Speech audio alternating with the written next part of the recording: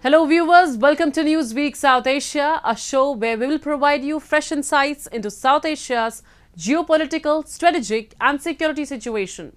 Let's take a look at the headlines first. UNGA President calls on international community to redouble efforts to eliminate global terrorism. Taliban obliterating Afghan women's rights.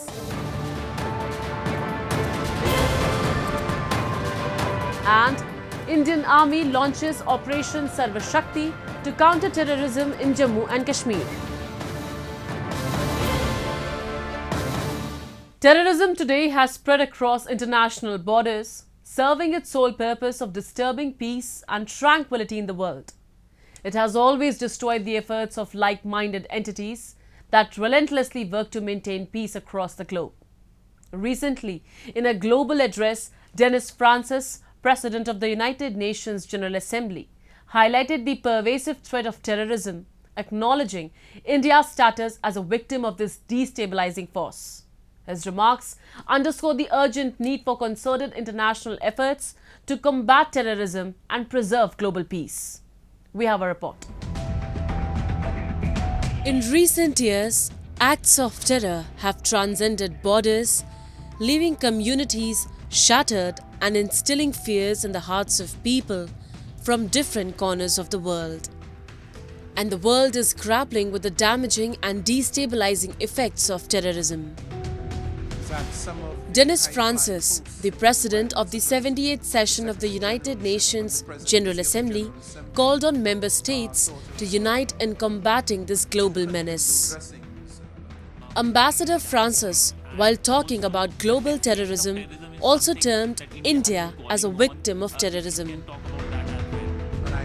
For several years, India has been itself battling terrorism with great determination. Acknowledging India as a victim of terrorism, Francis stressed international cooperation and highlighted the UN's anti-terrorism program. Terrorism is a global phenomenon. It is everywhere. Radicalization exists in places where you would think it does not exist. Its effect on society is damaging and destabilizing. It's not acceptable. I'm aware that India has been a victim of terrorism. Many countries around the world have. The United Nations has a program of action on anti-terrorism. Requires all countries, all member states, to honor their commitments under that program and to work collaboratively through exchange of information and in other means to minimize the possibility of terrorism. Dennis Francis has embarked on a 5-day visit to India. During his visit, President Francis, along with India's permanent representative to UN, Ruchira Kamboj, laid wreath at the 2611 Memorial in Taj Hotel in Mumbai, commemorating the victims of the 2008 terrorist attacks. On November 26, 2008, India suffered one of the deadliest terror attacks in its history. The orchestrated attacks were executed by 10 Lashkar-e-Taiba terrorists who sailed from the Pakistani port city of Karachi to Mumbai. The horrific attack continued for over 3 days before the Indian forces took down 9 of these terrorists. Among their ranks, Ajmal Kasab was the only one captured alive. He too, however, met his fate at the hands of justice 4 years after the incident. The 2611 attacks claimed 166 lives, including foreign nationals, while around 300 people were left injured. Recalling the tragic incident at a Mumbai hotel during the 2611 attacks, Francis called on the international community to redouble efforts to eliminate global terrorism. I remember well the incident at the hotel in Mumbai, in which several people lost their lives. We must, as an international community, redouble our efforts to rid the world of international terrorism. No one can deny that terrorism is destructive. It undermines everything we try to do in the United Nations. The United Nations prioritizes development, prioritizes human rights, prioritizes the welfare and well-being of people. And terrorism sets out as an objective to instill fear in the hearts of people by killing people. That is not in keeping with the values and the ideals of the United Nations. India has been engaging with everybody around the world in order to curb this global menace. It has urged everybody to be on the same page when it comes to combating a common enemy. Moreover, at the United Nations, India has always voiced concern over the spread of terrorism and asserted that those countries that provide shelter to terrorists should be called out and held accountable for their deeds.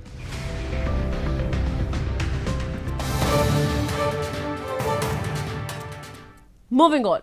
In Afghanistan, the Taliban's draconian restrictions have plunged the nation into darkness, particularly affecting the rights and opportunities of Afghan women. With millions denied access to education, tens of thousands stripped of employment, and the suppression of women's businesses and activism, the hardline regime has regressed Afghan society, pushing women back into the shadows of oppression. A report. The Taliban's takeover of Afghanistan in August 2021 marked a significant decline in the nation's human rights landscape. The de facto rulers imposed harsh restrictions on freedom of expression and assembly, using violence to suppress dissent. However, one of the most alarming consequences of their rule has been the devastating impact on women and girls. Many girls were forced out of school and now face early marriages. Women lost jobs and are now struggling to support their families. Some were attacked for opposing the Taliban and forced to flee. According to a recent United Nations report, the Taliban are restricting Afghan women's access to work, travel, and health care if they are unmarried or don't have a male guardian. In one incident, officials from the Vice and Virtue Ministry advised a woman to get married if she wanted to keep her job at a healthcare facility, saying it was inappropriate for an unwed woman to work, it said. Furthermore, the Taliban have barred women from most areas of public life and stopped girls from going to school beyond the 6th grade as part of harsh measures they imposed after taking power in 2021, despite initially promising more moderate rule. Recently, on the International Day of Education, UN Special Envoy to Afghanistan, Rosa Otunbayeva, highlighted the ongoing denial of education for girls in Afghanistan and urged the de facto authorities to access of education for all.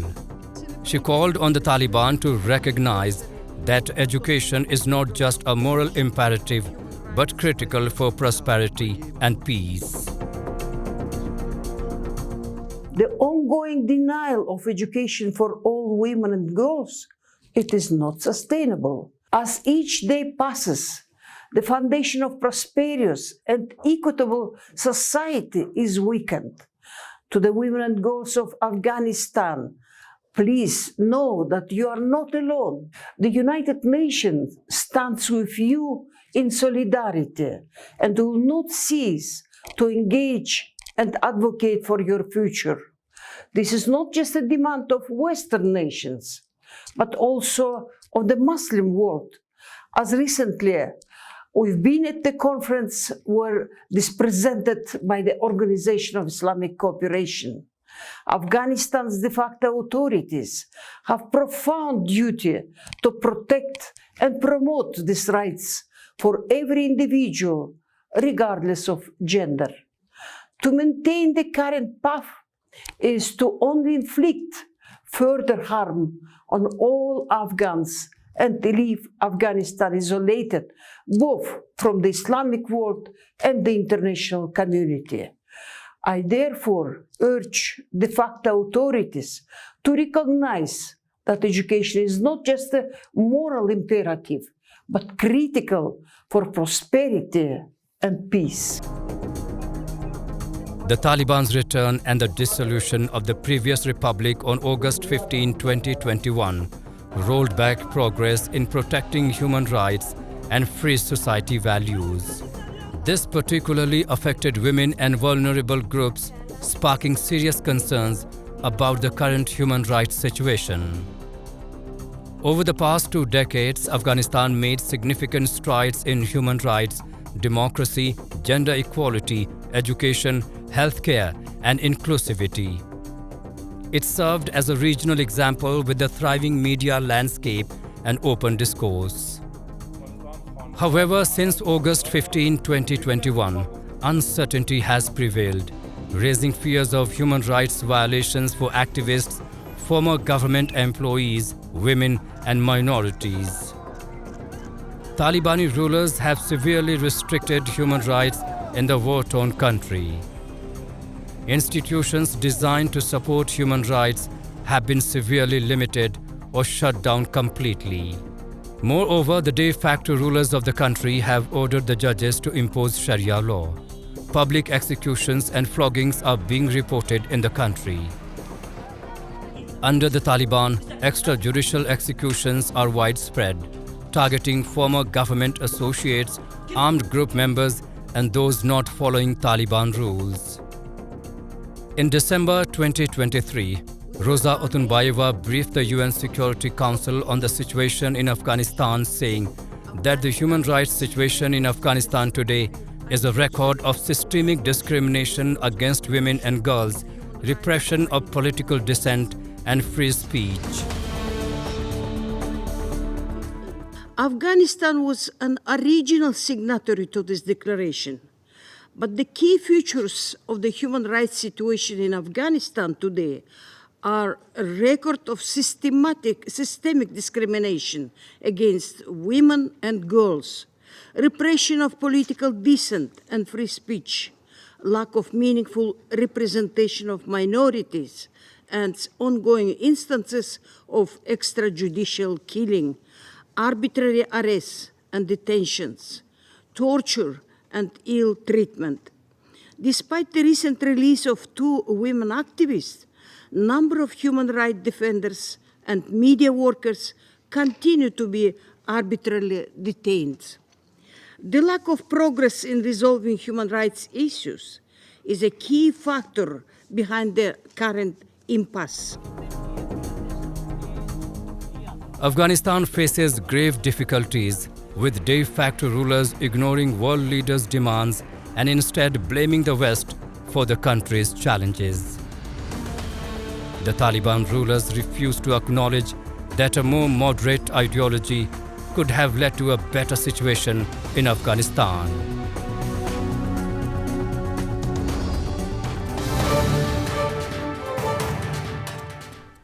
A large number of Tibetan Uyghur activists on January 23rd organized a protest against the human rights violations being committed by China. The protest was held at Broken Chair in front of United Nations Human Rights Council in Geneva. In the name of China-Pakistan Economic Corridor, security establishment in China has increased interference in the Xinjiang province. On the other hand, Islamabad-Beijing friendship is exploiting the natural resources in Pakistan's Balochistan province. Pakistan is turning Gwadar and other coastal areas of Balochistan into a Chinese stronghold. A report. A large number of Tibetan and Uyghur activists organized a protest against China outside the UN Human Rights Council in Geneva on January 23rd. The protests occurred during the 45th session of the Universal Periodic Review at the United Nations. The protesters were carrying banners reading Decolonize Tibet, China out of Tibet, and Shame on China. A poster exhibition was also held to highlight human rights violations in Tibet and Xinjiang. It is a good step, I believe, because 2018 Sri Circle only 14 countries raised the Uyghur issue. But this time more than 31 countries. But 2018, there is no big evidence, nobody know because China had successfully hiding this reality. But after that, last 5-6 years, so many leaked document was published, a lot of media document was published, come survivor made testimony, a lot of international scholar, independent scholar made statement, and also UN High Commissioner report were released. In this situation, only 30 countries speaking out, another 130, more than 130 countries, and they close the eyes, blind eyes, and don't speaking out. Even some of them is to give high price to the Chinese government on the name developed. So it is mean China very successfully doing its disinformation campaign around the world and use its economic power, and the economic power and diplomatic power, trying to hide its crime. During China's third UPR in November 2018, Beijing received 346 recommendations from 150 countries and accepted 284 of them, with many questionably noted as accepted and already implemented. Despite a seemingly high acceptance rate, China broadly rejected recommendations on the rights of Uyghurs and Tibetans. Beijing rejected cooperation with the UN and restricted UN access to all regions of the country. Since 2018, mounting human rights abuses have been largely documented by a range of UN human rights bodies. Uyghurs and Tibetans is not just a regional concern, but a global echo calling for justice, dignity, respect, and for human rights. In conclusion, as we stand together here today, at this critical juncture, let us remember that the universal periodic review is more than a diplomatic engagement. It is a moral obligation.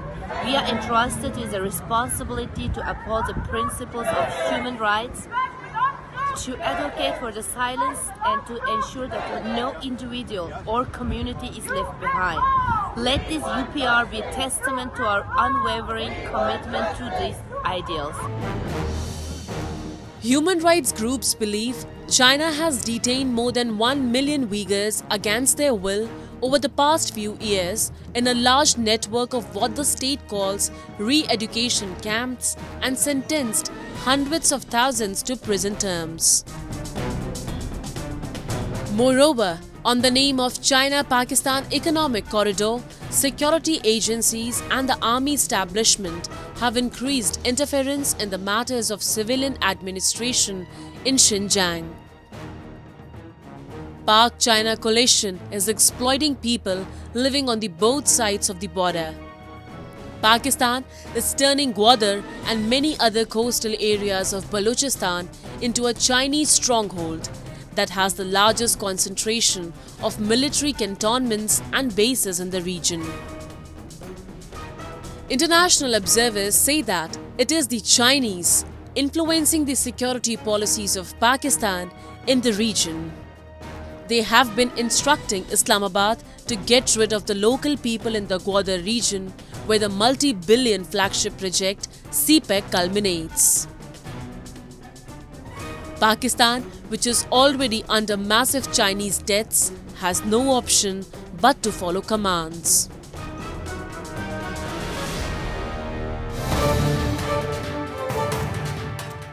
Amidst the burgeoning peace and development in Jammu and Kashmir post the abrogation of Article 370, a shadow of instability looms large due to Pakistan's persistent efforts to stoke unrest and foment terrorism across the Indian border. However, Indian security forces are leaving no stone unturned in pursuit of the ongoing crackdown on terrorism.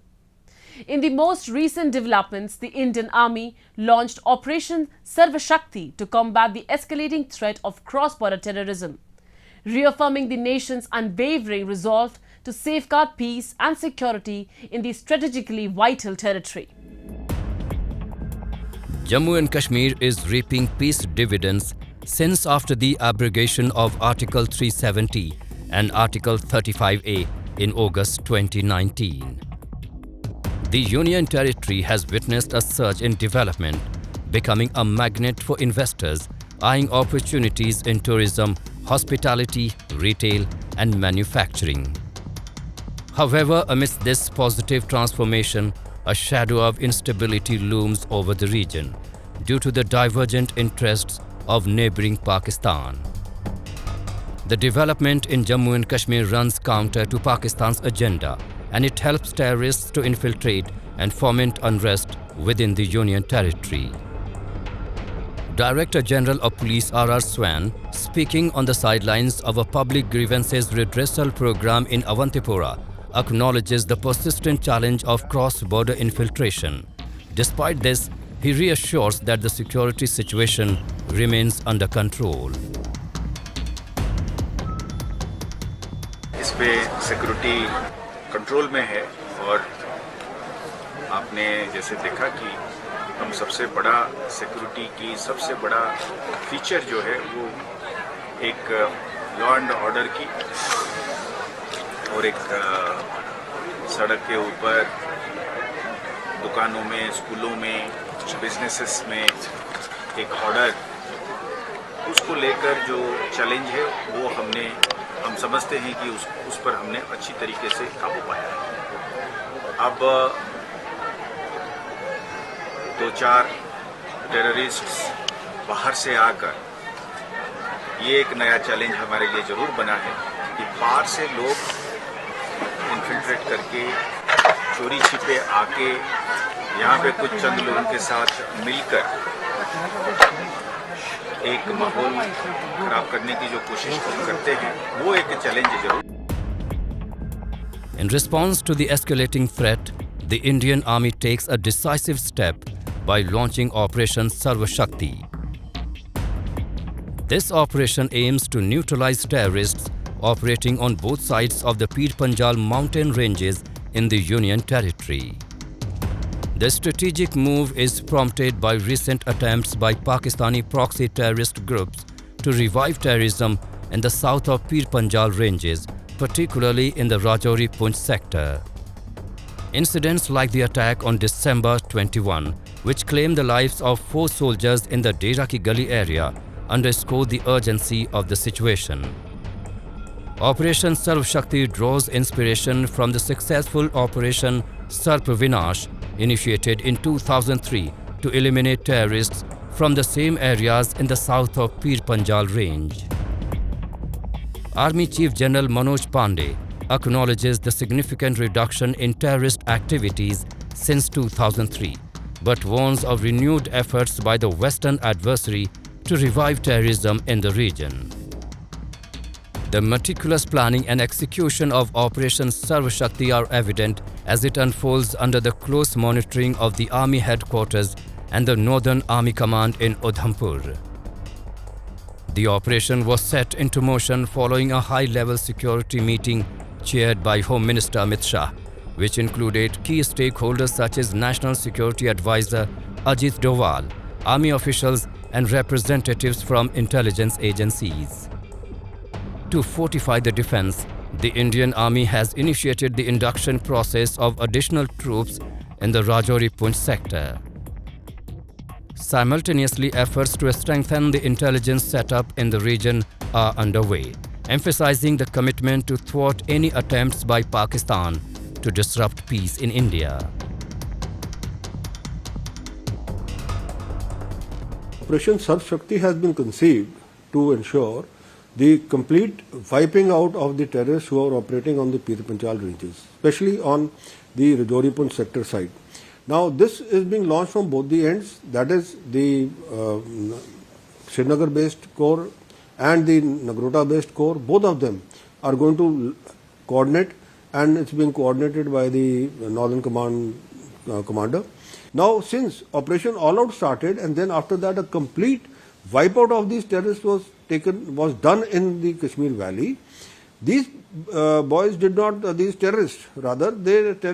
go back to the valley, they stayed put here only.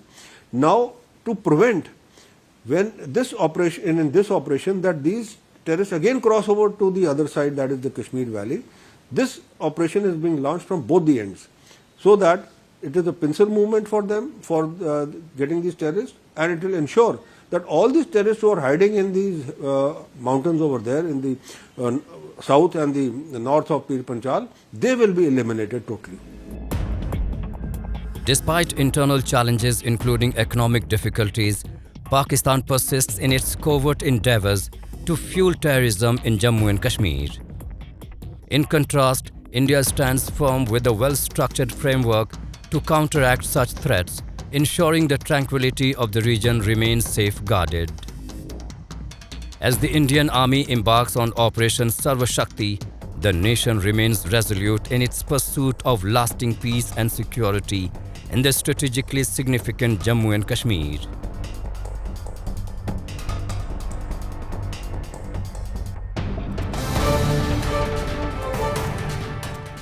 And with that, we come to the end of this edition of Newsweek South Asia.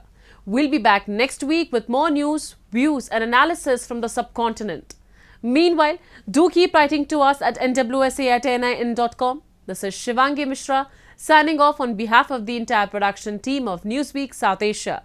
Goodbye and take care.